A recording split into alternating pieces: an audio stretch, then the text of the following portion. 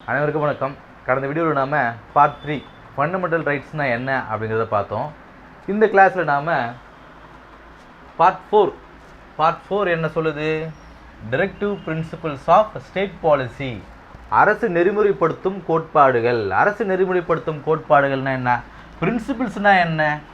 நம்ம ஸ்கூலில் படிக்கும்போது பிரின்சிபல்லாம் கேட்டிருப்பார், டேய் வாழும்போது ஒரு பிரின்சிபலோடு வாழுங்கடா அப்படின்னு சொல்லிட்டு. என்னென்னா நமக்குன்னு சில கோட்பாடுகளை வச்சுக்கணும். நான் இந்த விஷயத்தெல்லாம் செய்ய மாட்டேன், நான் இதெல்லாம் இந்த கணியத்தோடு இருப்பேன் அப்படிங்கிறத நம்ம எப்படி சில பிரின்சிபல்ஸோடு இருக்கணுமோ அதே போல் கவர்மெண்ட்டும் சில பிரின்சிபல்ஸோடு இருக்கணும் அப்படிங்கிறத கான்ஸ்டியூஷன் வலியுறுத்துது. அதுதான் பார்ட் 4ல் சொல்லுது. ஆர்டிகல் 36லிருந்து 51 வரைக்கும் இருக்கிற இந்த ஆர்டிகல் டைரக்டிவ் பிரின்சிபல்ஸ் பற்றி சொல்லுது. அதாவது ஒரு அரசாங்கம் அப்படிங்கிறது இந்த விதிகள் எல்லாமே கடைபிடிக்கணும் அப்படிங்கிறத சொல்லுது. இது நாம் எங்கேருந்து கொண்டு வரணும்? நம்ம முன்னாடி சொல்லியிருப்போம், இந்திய அரசியலமைப்பு அப்படிங்கிறது பல்வேறு நாடுகளிலிருந்து பெறப்பட்டது. கிட்டத்தட்ட ஒரு 60 நாடுகளிலிருந்து நம்ம கான்ஸ்டியூஷன் பாரோ பண்ணியிருப்போம் அப்படிங்கிறத. ஸோ இந்த டைரக்டிவ் பிரின்சிபல்ஸ் எந்த நாட்டிலேருந்து பெறப்பட்டது அப்படின்னா அயர்லாந்து நாட்டிலேருந்து நம்ம இந்த ஃபீச்சர் நாம் கொண்டு வந்திருப்போம். எப்போனா 1937 கொண்டு வந்திருப்போம். இதை B.R. அம்பேத்கர் அவர்கள் என்ன சொல்கிறாருன்னா, ஒரு நோவல் ஃபீச்சர்னா என்னன்னா ஒரு தனித்துவமான சிறப்பம்சம். நம்ம இந்திய அரசியலமைப்பிலேயே இது ஒரு தனித்துவமான சிறப்பம்சம் அப்படின்னு யார் சொல்கிறாரு? B.R. அம்பேத்கர் அவர்கள் சொல்கிறாரு. இந்த directive principles of state policy அப்படிங்கிறது சில 3 விதமான அந்த கொள்கைகளை பேஸ் பண்ணி தான் கொண்டு வந்திருக்காங்க. இந்த 3 விஷயங்களை பேஸ் பண்ணி தான் இந்த 36 ஆர்டிகிலேருந்து 51 ஆர்டிகல் வரைக்கும் எழுதியிருக்காங்க இந்த டைரக்டிவ் பிரின்சிபல்ஸ் அப்படிங்கிறது. ஸோ எதெல்லாம் பேஸ் பண்ணி எழுதியிருக்காங்க அப்படின்னா, சோஷியலிஸ்டிக்ஸ்னால் என்ன? சமத்துவத்தை பேஸ் பண்ணி. அடுத்து காந்தியன் கொள்கைனா என்னன்னா, காந்தி என்னென்ன மாதிரியான கொள்கையெல்லாம் அவர் கொண்டு வந்தார்? சாராயத்தை கொடுக்கக்கூடாது, போதைப் பொருட்களை பயன்படுத்தக்கூடாது. இங்கே பாருங்கள், ப்ரோஹிபிட் ஆஃப் ட்ரிங்க்ஸ், போதைப் பொருட்களை பயன்படுத்தக்கூடாது. செல்ஃப் கவர்மெண்ட், யாருக்கு செல்ஃப் கவர்மெண்ட்டு? கிராமங்களுக்கு சுயாட்சியை கொடுங்க அப்படிங்கிற மாதிரியான இந்த விஷயங்கள்லாம் நிறைய சொல்லியிருப்பார். ப்ரோஹிபிட் ஆஃப் ஸ்லாட்டர் கவுஸ், பசுக்களை கொல்லக்கூடாது. இப்படி சில கொள்கைகளை காந்தி வச்சுருந்தார். ஸோ அதுதான் காந்தியன் பிரின்சிபல்ஸ் அப்படின்னு சொல்லுவாங்க, காந்திய கொள்கை அப்படிங்கிறது. அதுக்கப்புறம் லிபரல் இன்டலெக்சுவல்னா என்ன? தாராள அறிவு சார்ந்தவை. இந்த தாராள அறிவு சார்ந்தவைனா என்னன்னா, கல்விங்கிறது எல்லாருக்கும் போய் சேரணும், அதுக்கு கவர்மெண்ட் நிறைய முன்னெடுப்புகள் நடத்தணும் அப்படிங்கிறத சொல்லியிருப்பாங்க. ஸோ இந்த லிபரல் இன்டலெக்சுவல்ஸ் மூலமாக 6 வயசுக்குள்ளே இருக்கிறவங்க எல்லாரும் கட்டாயமாக கல்வி கற்கணும் அப்படிங்கிறது கொண்டு வந்திருப்பாங்க. 6 வயசுக்குள்ளே அவங்க கண்டிப்பாக படிச்சிருக்கணும் அப்படிங்கிறது சொல்லியிருப்பாங்க. ஆனால் கொஞ்ச நாளுக்கு அப்புறம், சில வருஷங்களுக்கு அப்புறம் 6 வயசுக்குள்ளே என்ன படிப்பாங்க அதை அமெண்ட் பண்ணணும். அதை 14 வயசு வரைக்கும் படிக்கணும், 14 வயசு வரைக்கும் கட்டாயம் கல்வி கற்றே ஆகணும் அப்படின்னு சொல்லியிருப்பாங்க. நம்ம லாஸ்ட் கிளாஸில் கூட படிச்சிருப்போம். ஆர்டிகல் 21A சொல்லியிருப்பாங்க, அனைவருக்கும் எஜுகேஷன் டு ஆல், அனைவருக்கும் கல்வி அப்படிங்கிறத. இதை பேஸ் பண்ணி தான், இந்த டைரக்டிவ் பிரின்சிபல்ஸை பேஸ் பண்ணி தான் அந்த சட்டத்தை கொண்டு வந்திருப்பாங்க. அதாவது 86வது அமெண்ட்மெண்ட் மூலமாக 2002 கொண்டு வந்திருப்பாங்க. 14 வயசு வரைக்கும் கட்டாயம் எல்லோரும் படித்தே ஆகணும். அதன் பிறகு அவங்க படிக்கலனாலும் பரவாயில்ல, கண்டிப்பாக படிக்கணும். பட் ஆனால் அந்த கட்டாய கல்வி அப்படிங்கிறது 14 வயசு வரைக்கும் இருக்கணும் அப்படிங்கிறத இந்த லிபரல் இன்டலெக்சுவல்ஸ் அப்படின்னு சொல்கிறாங்க. ஸோ இந்த 3 பாலிசியை பேஸ் பண்ணி தான் இந்த ஆர்டிகல்ஸ் எல்லாமே எழுதியிருக்காங்க.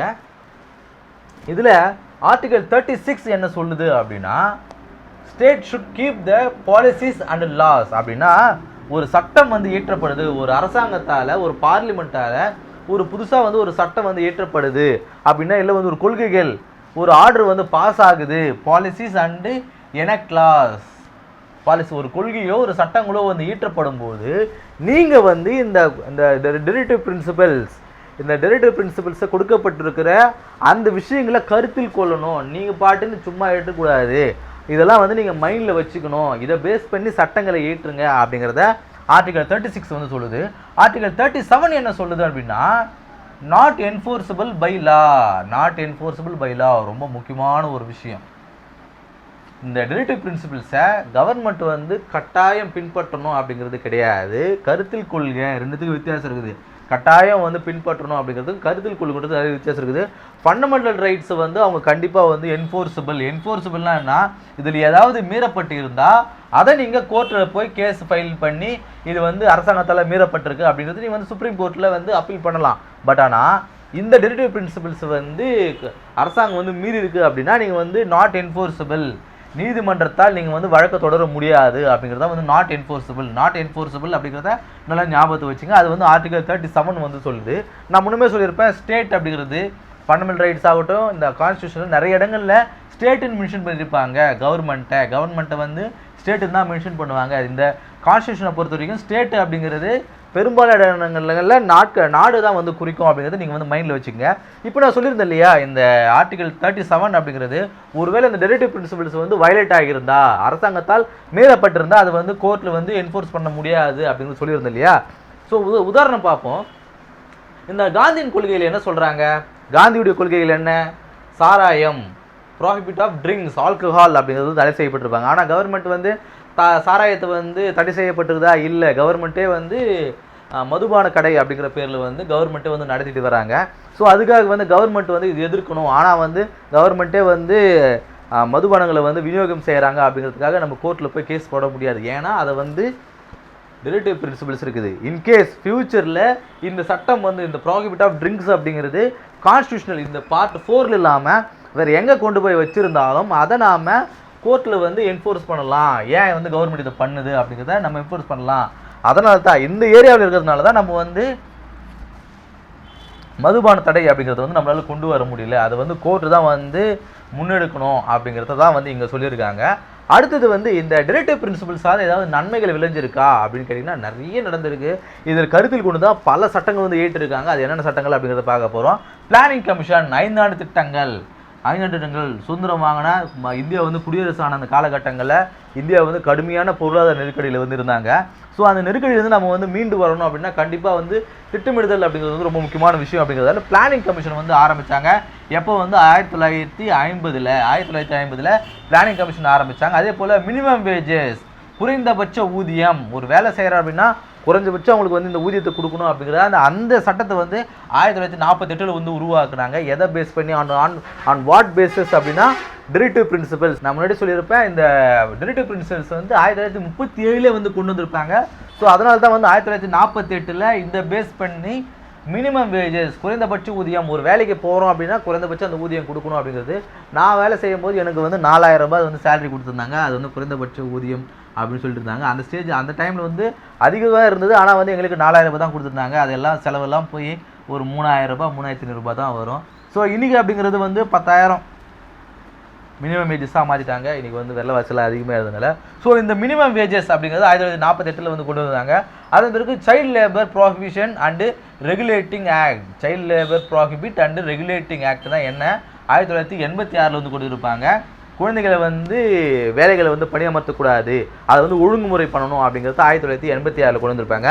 அதே போல் மெட்டர்னிட்டி பெனிஃபிட் ஆக்ட், கர்ப்பிணி காலங்களில் பெண்கள் வந்து கர்ப்பமாக இருக்கிற அந்த சமயத்தில் அவங்களுக்கு வந்து சில சலுகைகளை வழங்கணும், ஊதியத்தோடு கூடிய விடுப்புகளை வந்து கொடுக்கணும் அப்படிங்கிறத 1961 வந்து கொண்டு வந்திருப்பாங்க.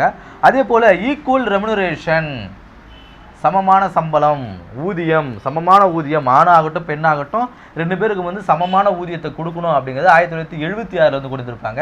ஸோ இந்த சட்டங்கள் நிறைய சட்டங்களை கொண்டு வந்திருப்பாங்க. நான் முக்கியமான சட்டங்களை மட்டும் அங்கே மேற்கொள் காட்டுறேன். ஸோ இந்த சட்டங்கள்லாம் இந்த டெரிவேட்டிவ் பிரின்சிபிள்ஸை மையப்படுத்தி இதை பேசஸ் தான் வந்து கவர்மெண்ட் வந்து சட்டங்கள் வந்து ஏற்றி இருக்குது அப்படிங்கிறத இந்த கிளாஸில் நம்ம பார்த்தோம். ஸோ இந்த கிளாஸில் பார்ட் 4 இருக்கிற derivative principles of state policy அப்படிங்கிறத பார்த்தோம். அதில் வந்து எத்தனை ஆர்டிகல் இருக்குது, 36 51 ஆர்டிகல் இருக்குது, எந்த கான்ஸ்டியூஷனை பேஸ் பண்ணி வந்து கொண்டு வந்திருக்காங்க, எந்த நாட்டிலேருந்து பெறப்பட்டாங்க அப்படிங்கிறத பார்த்தோம். நிறைய விஷயங்களை, ரொம்ப யூஸ்ஃபுல்லான விஷயங்களை நம்ம இந்த கிளாஸில் நம்ம பார்த்துருக்கோம். அடுத்த வீடியோவில் சந்திப்போம். நன்றி.